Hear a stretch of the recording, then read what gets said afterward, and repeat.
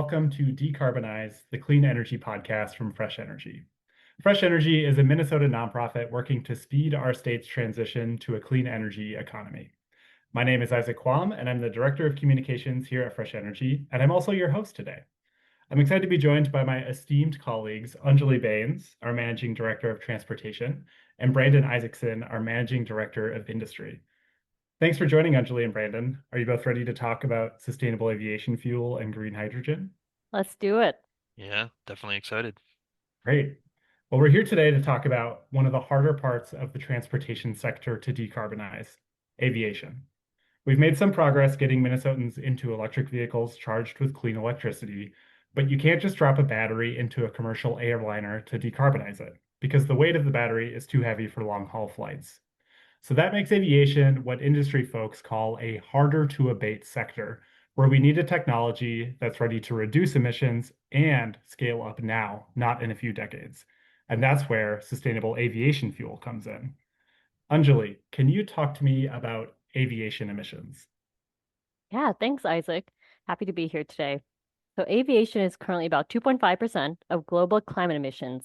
And with more people around the world taking more flights, it is rising. And now, I know that doesn't sound like a big part of our overall climate pie, but as you mentioned, Isaac, this is not a sector that's easy to decarbonize, and we only have 25 more years to go. So that's why we really are paying attention to it. Here in Minnesota, aviation makes up almost 10% of our state's transportation sector, and that share is likely to grow as other modes of moving people and things around decarbonize faster. But solutions to reduce climate emissions from flying on the timeline we need to do exist. International experts often point to three major solutions. The first is making and using sustainable aviation fuel as much as possible for commercial flights over the next 25 years. The second solution is improving the efficiency of flying by adjustments to takeoff, landing, and in-flight operations. And the third is continuing to develop new aircraft built to run on zero emissions technology, which includes using hydrogen as fuel and using battery electric planes, which can be used for short haul flights if the aircraft is built for it. A fun fact I'd like to share is that Minnesota actually already has a plan on how to electrify these shorter flights, which goes to show that electric planes are coming in for short hops sooner than we think. So let's back up to that first solution, sustainable aviation fuel. Sustainable aviation fuel, or SAF, is really a keystone to reducing our aviation emissions at a fast enough rate to meet our climate goals by 2050. That's because SAF, as it's called, is designed to be a drop-in fuel, meaning it can be used as a direct replacement of conventional fossil fuel-based jet fuel in existing aircraft. This is really important to emphasize. Modern long-haul aircraft can stay in service for over 20 years, so using climate-friendly drop-in fuels that don't require major modifications to plane design is critically important to reaching net zero climate goals in the next 24 years. If you've been a closer follower of Fresh Energy, you know that we've been advocating for climate smart, sustainable aviation fuel for a few years now, because it's just such an important climate solution for decarbonizing aviation. And of course, aviation is in the transportation sector, which is the highest emitting sector here in Minnesota. But some of you maybe aren't as familiar with sustainable aviation fuel. So, Anjali, can you share exactly what SAF is and why it's important as a climate solution? Absolutely. And I should mention it took me about a year and a half to really understand the level of SAF that I know now, and I still understand a smidgen of the actual industry. It's very complicated. So, sustainable aviation fuel, or SAF, is an umbrella term for any alternative jet fuel that emits at least 50% fewer climate emissions than conventional oil-based jet fuel.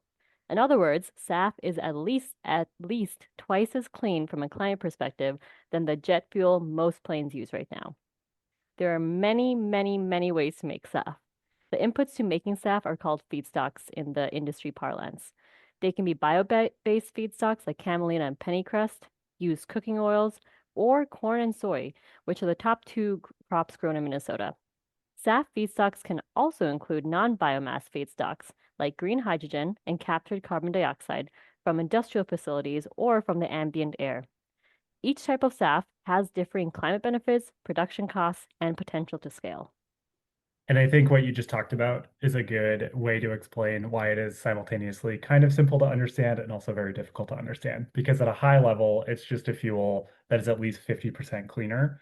But because there are so many different ways to make it, and also, that means different costs and different emissions, it can be hard to totally wrap your head around kind of a climate smart way to do it or the best way we can do it. Um, Yes, exactly. and I That's a think good way to too, think about it. perfect, because like there's also different feedstocks and pathways. And when we're talking about that, that's always just saying different ways of making SAF. So now that we kind of know that they're not all created equal when it comes to climate emissions, what can you tell me about the pathways that you're most excited about? Yes, so we're finally digging into the core of what Fresh Energy believes is a vital part of any SAF feature, which is, drumroll please, power to liquid. Not the most evocative name for what is actually an incredibly important type of SAF, but it is recognized among international experts as being absolutely necessary for achieving our 2050 climate goals. So, what is power to liquid SAF, also called e-kerosene? Power to liquid SAF combines green hydrogen made with renewable electricity with carbon dioxide captured from the air or from industrial processes, think cement production, to make a hydrocarbon that is refined into a jet fuel that has up to 90% fewer climate emissions than traditional jet fuel in life cycle carbon emissions. 90% is really the important thing here. So this is a SAF pathway that is a jet fuel replacement with much, much lower emissions. Yes, exactly, Isaac. So that makes power to liquid an extremely climate-friendly sustainable aviation fuel. What's more, it has a potential to scale to the high volumes needed to address climate emissions meaningfully from flying. I mentioned it was 2.5% of all um, climate emissions globally, and that does mean a lot of volume of jet fuel is used every day. So we really need a type of SAF that can scale to those levels. Now, I did say potentially scale intentionally. Power to liquid SAF is a much newer technology than other biomass-based SAF pathways, meaning it's early in its commercialization and more expensive to make. To compete against conventional jet fuel on price and attract enough investments from private companies to push it further towards cost-competitive commercialization, power to liquid will need state and federal policy support alongside private sector commitments and investments. That's where we at Fresh Energy come in. We want to make sure our state is a leader of the burgeoning SAF industry, and especially want to make sure we can attract power to liquid producers here, given its importance to global aviation decarbonization in the future. If we don't lay the groundwork for power to liquid SAF now, it may never take off here as much as in other states, and Minnesota could lose out on a huge economic development opportunity. I noticed a little pun with your takeoff there that we Thank needed you. to take off. That's great. Thank you. We have had some good progress in starting that groundwork through policy incentives at the Minnesota legislature, especially this year. And Anjali, I know you had a very busy spring at the Capitol. Can you tell me about advocating for SAF this spring? Yes, the groundwork is luckily starting to be laid down here, as this last session proved. So in 2024, Minnesota did pass a new SAF production tax credit of $1.50 per gallon to anyone producing or blending SAF in the state. However, it was primarily focused on biomass, crop-based fuels, and didn't clearly allow non-biomass-based SAF like power to liquid to qualify for the production tax credit. So, beginning last year and going into this session, Fresh Energy joined a broad coalition of organizations representing environmental, agriculture, forestry, and business interests to refine that 2024 legislation. The end result that passed was included many things we wholeheartedly support and believe are necessary to build a responsible SAF industry here in our state. So those 2026 legislative changes include number one, explicitly allowing SAF made by combining carbon dioxide and clean hydrogen to qualify for the tax credit, which opens the door for power to liquid SAF to get the state tax credit. Two, stronger environmental guardrails, such as disallowing SAF that has outputs used for enhanced oil recovery from qualifying for a state credit.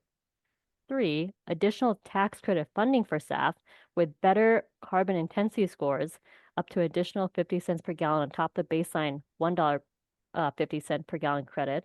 And carbon intensity scores are really just a measure of how climate friendly SAF is. So the more climate friendly it is, like power to liquid, the more money it can get from our state tax credit up to an additional 50 cents. So for $2 per gallon total credit. And four, extending the tax credit out to 2035 while adding some funding for those remaining years. Given the longer commercial horizon for power to liquid, this timeline extension was really important to helping make Minnesota more attractive to power to liquid producers who come here, since they will need more time to get off the ground and start actually producing SAF that could qualify for a state's tax credit. So that means that Minnesota isn't just helping SAF to be produced in Minnesota, but we're now incentivizing power to liquid SAF, which has lower emissions. So let's talk a little more about why Minnesota specifically is positioned to become a hub for SAF. What is it about Minnesota that makes it such a good fit for sustainable aviation fuel? Yeah, great question, Isaac. So Minnesota has a number of things in our favor when it comes to building a responsible and expensive SAF industry. And SAF, as I mentioned earlier, is really a global industry. So we are really competing with other countries as well as other states. First of all, we have a lot of possible feedstocks that can be used to make SAF. Those include winter annual oil seeds like camelina and pennycress, which can be grown on existing farmland during the off season. I just want to shout out our friends at the Friends of the Mississippi River, FMR, for elevating this feedstock in particularly during the last couple of legislative session and their really tireless work on helping get the 2026 policy improvements passed. We really couldn't have done it without them, so I appreciate them. Um, Going back to feedstocks that Minnesota has, so Minnesota also has an abundance of other feedstocks like traditional crops, like soybean and corn, and we also have forest industry whose waste can be used to make SAF. Couple that with strong clean electricity standards that can help support a nascent green hydrogen industry, which I know Brandon will talk more about. And that means we have quite a few number of ways to make SAF. Secondly, we have strong environmental standards in Minnesota, which means those making SAF here will be making it more sustainably than many other states. And given the federal government's current attacks on bedrock environmental laws at the federal level, this is especially important. Finally, we have a number of businesses based here that are not only interested in SAF, but are taking steps to demonstrate its use. Key among them is Delta Airlines, who operates a major hub at Minneapolis-St. Paul International Airport, as well as other companies like Ecolab, Cargill, Xcel Energy, and Airbus, who are participating in what's called the Minnesota SAF Hub, organized by Greater MSP, who was a lead organizer in the recently passed Minnesota legislation as well. And I mentioned that business commitment to SAF is really key to why success for the SAF industry is really possible here. An example of that is actually later this week, the first SAF blending facility in Minnesota will be opening at the Pine Bend refinery. This facility will be able to blend conventional jet fuel with SAF and deliver it for use at MSP, which is a huge first step on our long journey to making our aviation fuels cleaner and more climate friendly. That's great. Thanks, Anjali.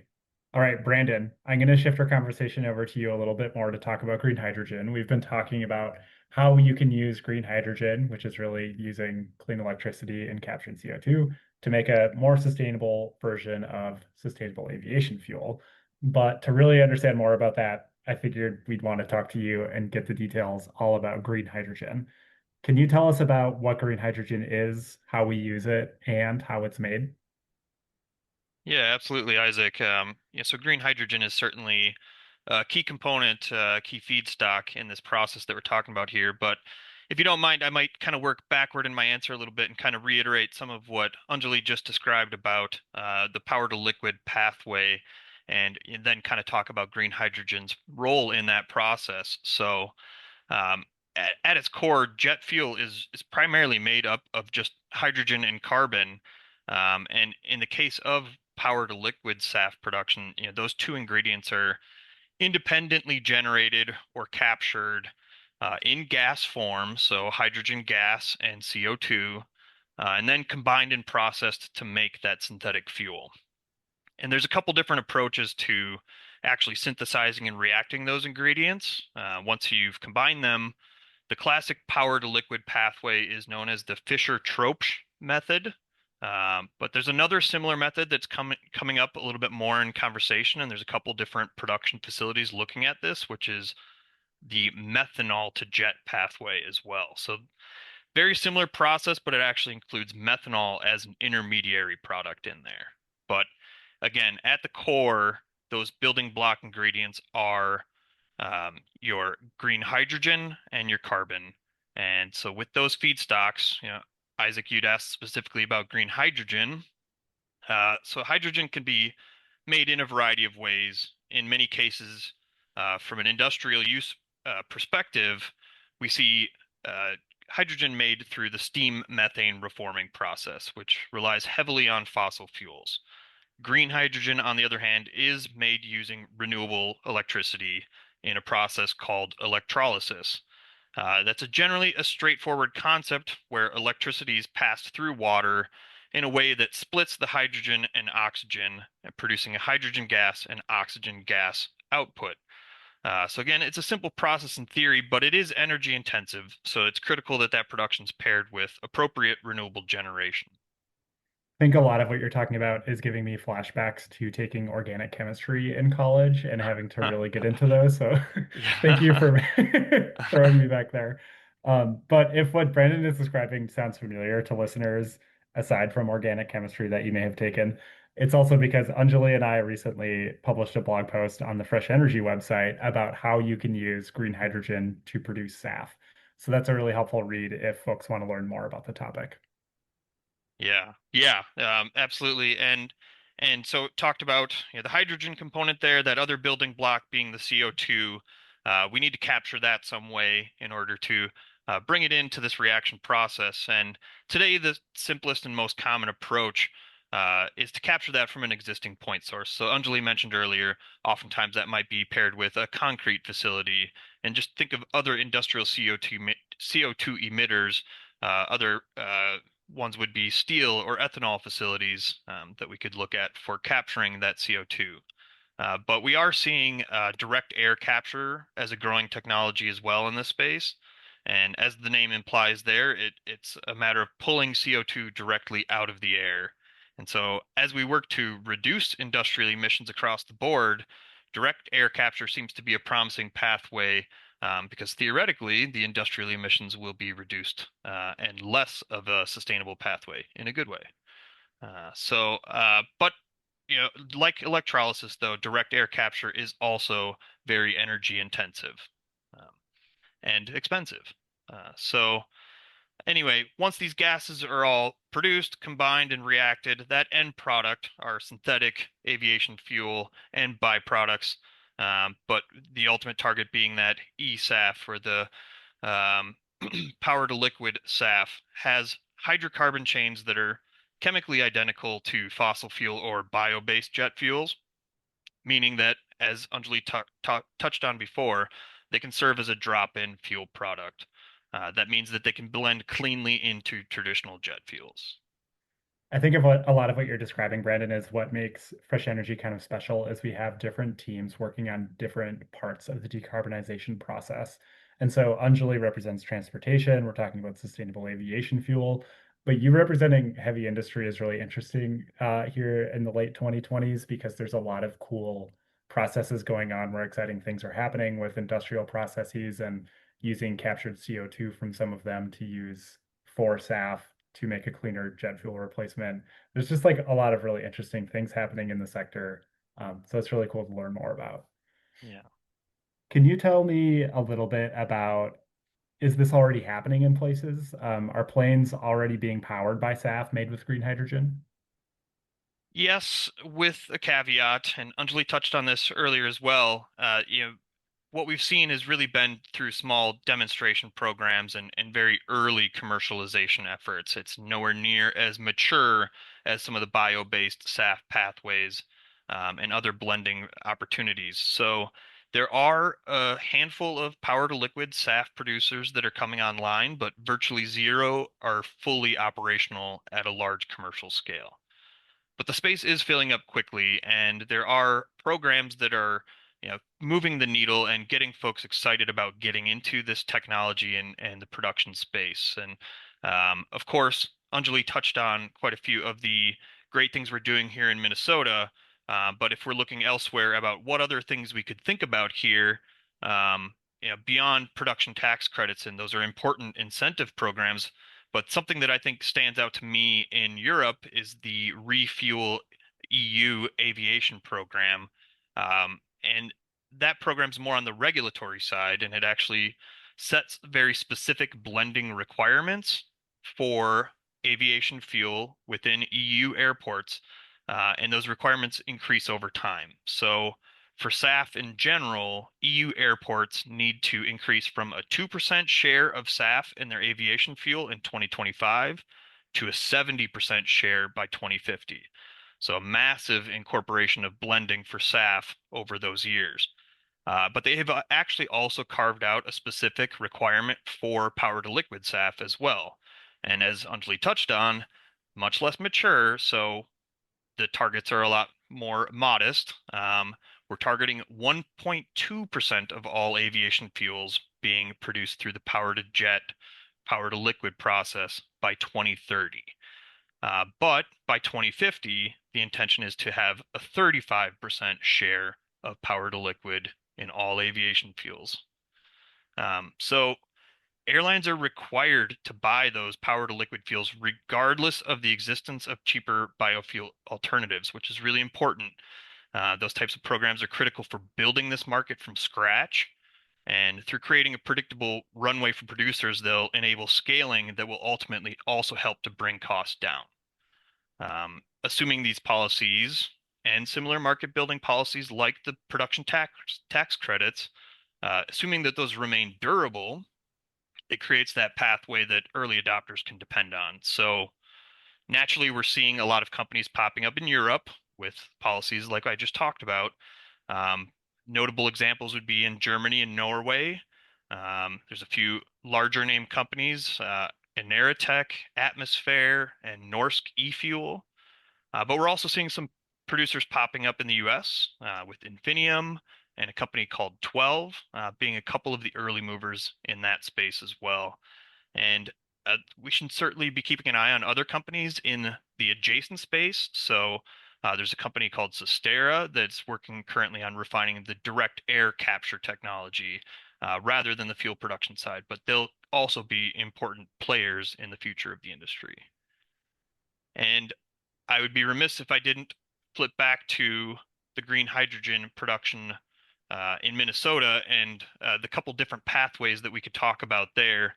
One in particular where we stand out as a leader is with our University of Minnesota Morris West Central and Research and Outreach Center, where the research team there has been creating exciting wind to ammonia pilot projects for years. And green hydrogen plays a critical first step in that process. So using the wind turbines on site there, they're creating green hydrogen through electrolysis and then ultimately synthesizing that to create ammonia products. So it's really exciting work that we've been doing and leading here in Minnesota for a while.